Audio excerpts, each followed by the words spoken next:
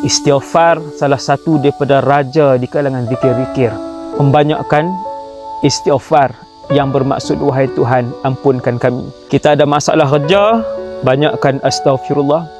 Masalah rumah tangga, banyakkan astaghfirullah. Kita ada masalah adik-beradik, banyakkan astaghfirullah. Kita ada masalah perniagaan, banyakkan astaghfirullah.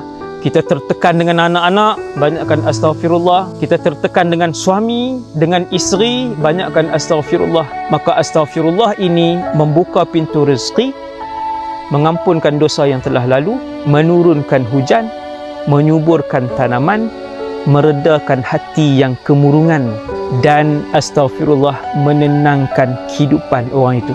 Beramallah dengan raja zikir ini tuan-tuan, insya-Allah. Seperti mana Allah menjamin, Nabi menjamin, saya juga berkata dengan pasti, insya-Allah zikir ini akan mengeluarkan tuan-tuan daripada 1001 permasalahan yang sedang dan akan kita hadapi.